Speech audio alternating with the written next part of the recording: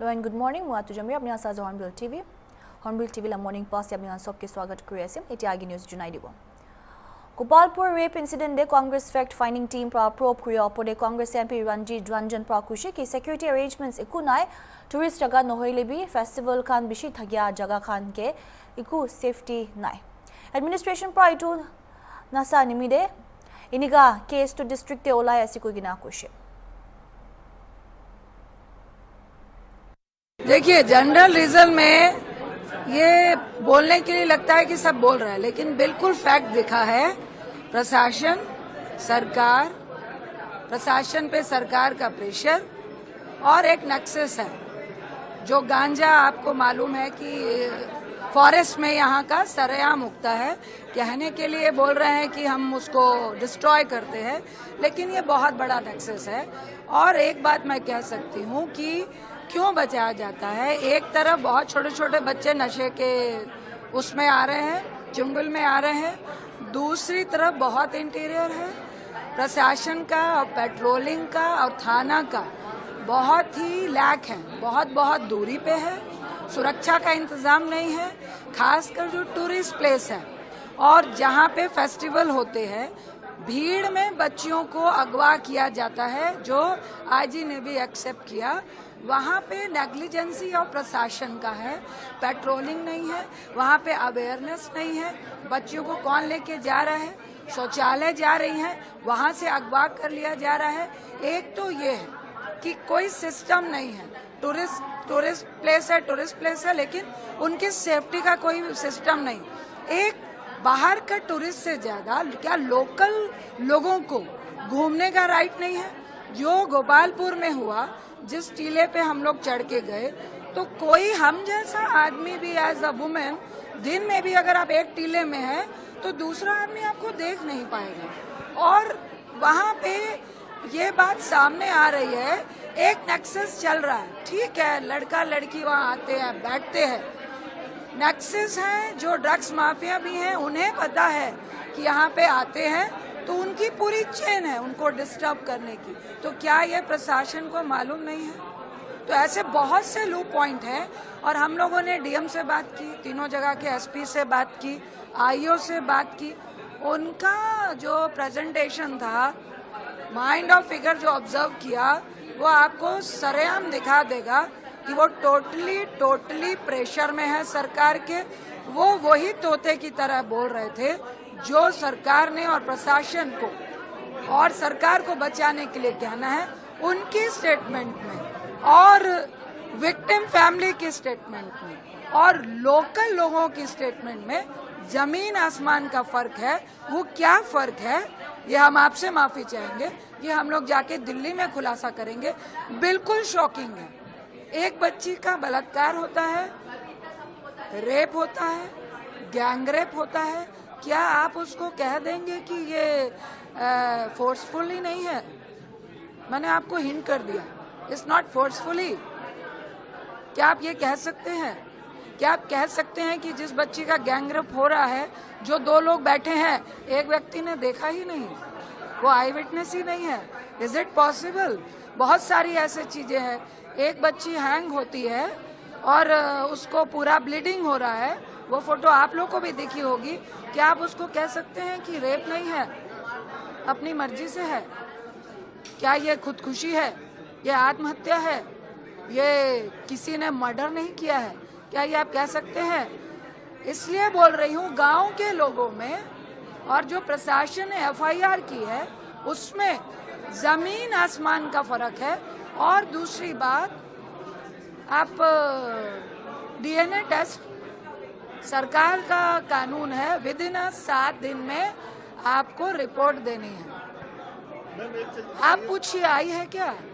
आज आपने अरेस्ट कर लिया, क्या विदाउट एविडेंस कितने दिन तक वो जेल में रहेंगे?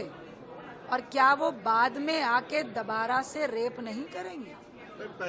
Defense Research and Development Organizations Armament Research और Development Establishment DRDO ARDE Pune pra ekta indigenously designed close quarter battle CQB carbine बनाई लुसे इदु हथियार दो इंडियन आर्म्ड फोर्सेस लगा ऑपरेशनल नीड्स कान मदद दिबुले कारने ऐसे अलग नोहिलिबु urban warfare and tighter operations और क्लोज क्वार्टर्स एंगेजमेंट कान साबुले निमिदे इदु होमोइडे स्पीड और प्रिसिशन बिशी लगी जाए कार्बाइन्स कान हल्का फायर आर्म्स से बिल्डिंग्स alleyways forest नोहिलिबु बंकर्स कान दे लड़ाई कुरिया होमोइ चलाबुले निमिदे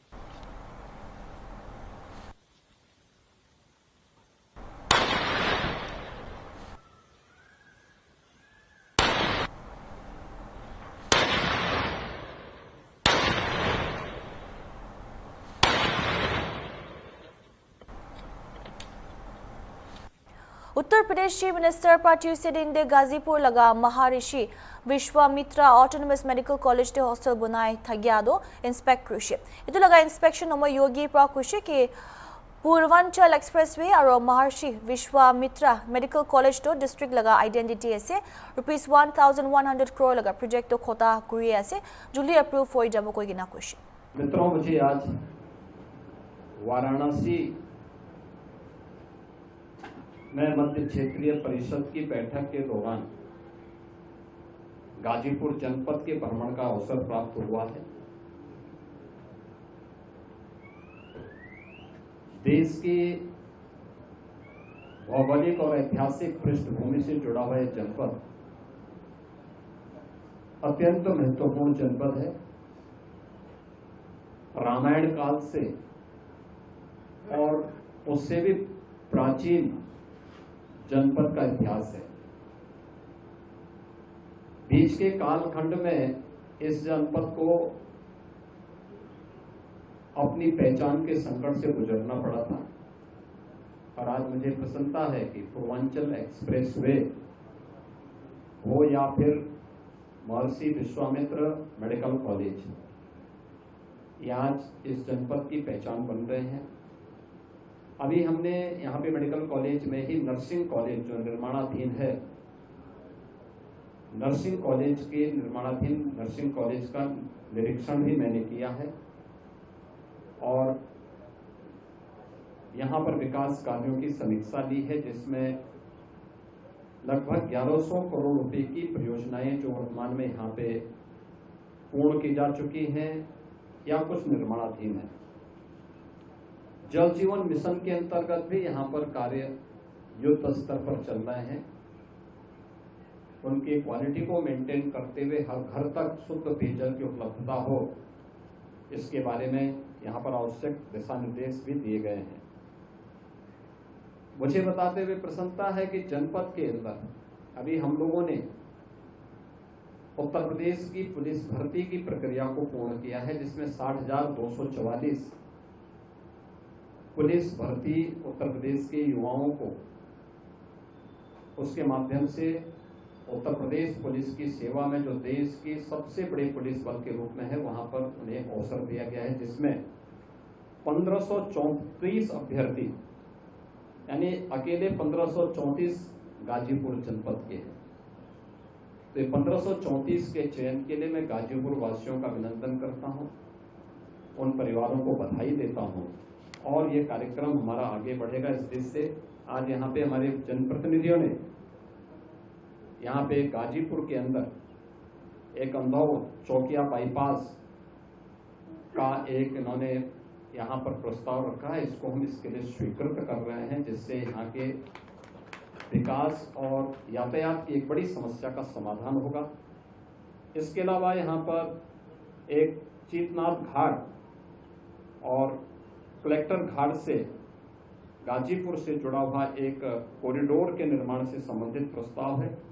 हम इसको भी यहाँ पर इसका डीपीआर मंगवा रहे हैं, इस पर भी हम आगे कार्रवाई कराएंगे।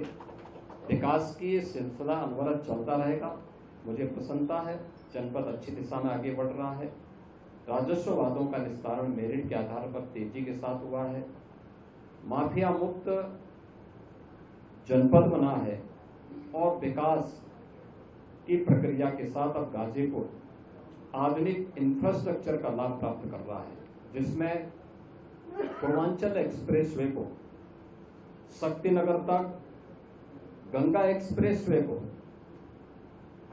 मिर्जापुर, भदोही, वाराणसी, चंदौली होते हुए गाजीपुर में पूर्वांचल एक्सप्रेसवे तक मिलाने की कार्रवाई हमारी आगे बढ़ने जा रही है। मुझे पूरा विश्वास है कि आधुनिक इंफ्रास्ट्रक्चर जनपद गाजीपुर को भी एक नई पहचान दिलाएगा। आज मुझे इस जनपद में आने का अवसर प्राप्त हुआ है और विश्वास करता हूं कि बहुत से यहाँ की परियोजनाओं के लोकार्पण और नई परियोजनाओं के शिलान्यास के लिए फिर से हम लोग यहाँ पर गाजीपुर की जनता जनार्दन को उसका उपहार भी देंगे। धन्यवाद। Jammu and Kashmir they development projects अपने खोता कुरिया होमो चीफ मिनिस्टर उमर अब्दुल्ला प्रकुशे के इंफ्रास्ट्रक्चर भाल कुरी दिबो कोइना मानुका नगुदे वादा कुरिशे खाली टूरिज्म इंफ्रास्ट्रक्चर एकला नहोय सेंट्रल सरकार पर ₹10,600 करोड़ लगा पैकेज अप्रूव कुरिशे कनेक्टिविटी इंफ्रास्ट्रक्चर नहीं मिले। इंफ्रास्ट्रक्चर डेवलप करना ये हमारी न सिर्फ एक कोशिश है बल्कि हमने लोगों से वादा भी किया है। टूरिज्म का इंफ्रास्ट्रक्चर हो, गुलमर्ग में 2 प्रोजेक्ट्स आज उनके लिए संगे बुनियाद रखे गए। एक नया स्की लिफ्ट जो मैं उम्मीद कर रहा हूँ आने वाले सीजन में हम इस्तेमाल कर पाएंगे सारे स्कीयर्स जो हैं, और उसी के साथ साथ ये एक वाटर स्टोरेज टैंक जिससे जहाँ जो पानी की किल्लत है उसमें भी एक फर्क पड़ेगा और यहाँ की खूबसूरती में भी जो है एक इजाफा होगा। तो ये हम कर रहे हैं, लेकिन हमारा फोकस सिर्फ टूरिज्म के इंफ्रास्ट्रक्चर पर नहीं है। मैं मरकज की हुकूमत का शुक्रगुजार हूँ। कल ही हमारी बहुत सी कोशिश के बाद एक बहुत बड़ा कनेक्टिविटी इंफ्रास्ट्रक्चर के लिए जो है 10,600 करोड़ का पैकेज मंजूर हुआ दिल्ली से। उसमें मुगल रोड के लिए टनल, उसमें साधना के लिए टनल, उसमें कई सारे फ्लाईओवर और रोड वाइडनिंग के प्रोजेक्ट। ये जम्मू कश्मीर और खासकर कश्मीर में कनेक्टिविटी को बढ़ाने के लिए एक बहुत बड़ा कदम है। जब से मुगल रोड खुला तब से लोग कह रहे थे ना, अब यहाँ साल के 12 महीने ये सड़क खुली रहनी चाहिए, टनल बनना चाहिए। बहुत लोगों ने इस पे वादे किए, लेकिन आखिरकार ये इस हुकूमत में मरकज के साथ मिलके हमने इसके लिए जो है पैसे मंजूर कराए और इंशाल्लाह जल्द से जल्द जो है बॉर्डर रूट्स के जरिए मुगल रोड के टनल पे काम शुरू होगा। SRO 43 के तहत 20 सालों से केसेस पेंडिंग, क्या उनके लिए कोई टीम? अब जो रेगुलर रूटीन के केसेस हैं उनको तो मैं निकाल रहा हूँ। बदकिस्मती से यूनियन टेरिटरी में SRO के केसेस को भी डिवाइड किया हुआ है। जिनमें रिलैक्सेशन की जरूरत है वो गवर्नर साहब को भेजे जाते हैं। अब गवर्नर साहब को इसमें पेशरफ्त करनी चाहिए, थोड़ी तेजी लानी चाहिए। जिस तरह उन्होंने पुंछ के बाद ऑर्डर बांटे, वो भी हमारे ही डिपार्टमेंट से ऑर्डर तैयार हुए, वो भी हमारे ही अफसरों से बैठ के जो है ऑर्डर तैयार हुई। तो जहां वो उस काम में तेजी लाई गई, वहां जो लोग अब 15-15, 20-20 साल से रिलैक्सेशन के इंतजार में हैं, उनको भी जो है केस तैयार होके गवर्नर साहब को फिर इसमें थोड़ी सी मेहनत करनी चाहिए।